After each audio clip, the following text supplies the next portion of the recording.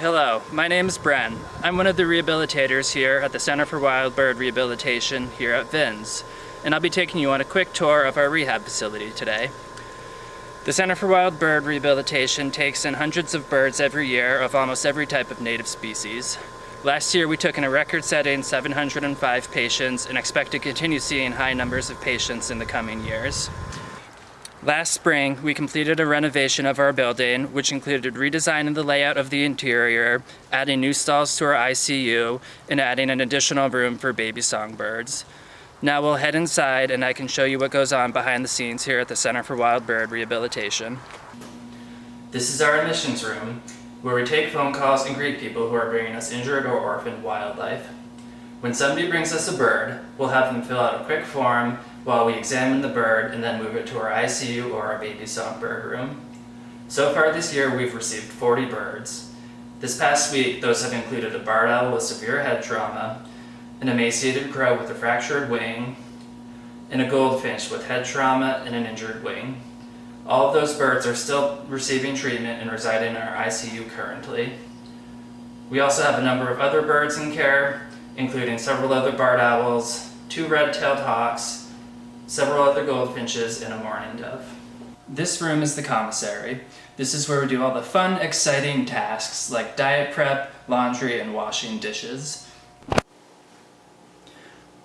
As you can see, we have lots of counter space where we lay out folders before AM and PM rehabilitation.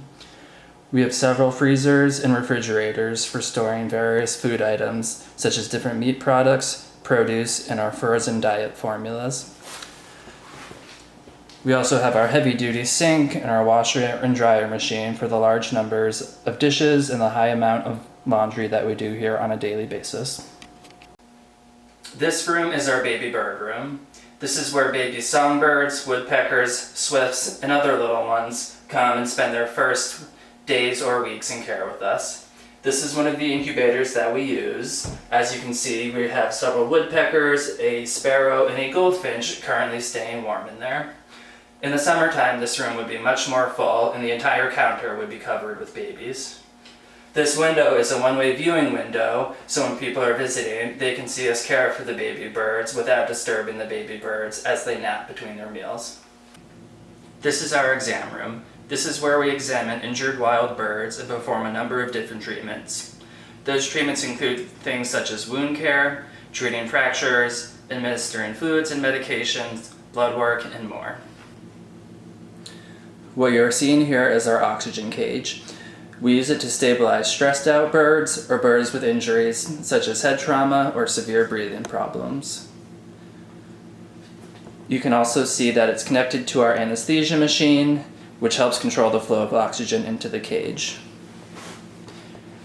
This is our exam table, which we use when we're doing things such as fluids, blood work, and wound care.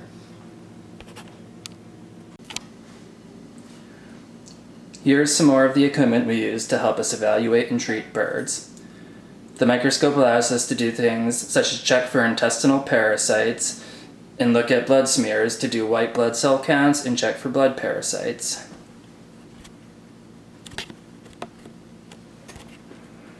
You can see on the computer screen here is a blood smear from a crow that we received yesterday and is currently in our ICU. These cells are all red blood cells, and this blue amorphous thing in this red blood cell is a plasmodium parasite which causes avian malaria.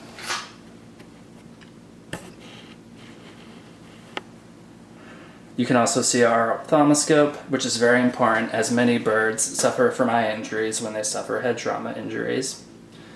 You can also see our centrifuge and our large collection of books that help us when we're dealing with patients and we're not entirely sure what is wrong with them.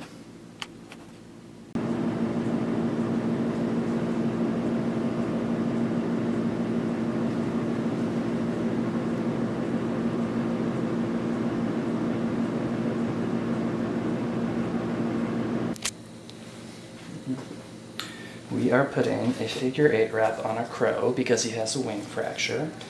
This is a commonly used wrap for birds, and it restrains the wing while letting them move it around a little bit from the shoulder so they can kind of stretch it out and to help them balance as they move around. This crow came in yesterday. He's emaciated because of his injury.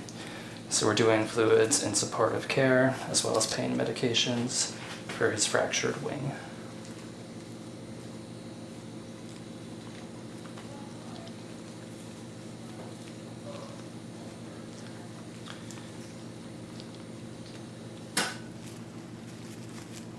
Because crows like to pick their wraps off, and he has already pulled his off once, we attach tape tabs on to give him something to play with and distract him from it to help keep his wrap on longer.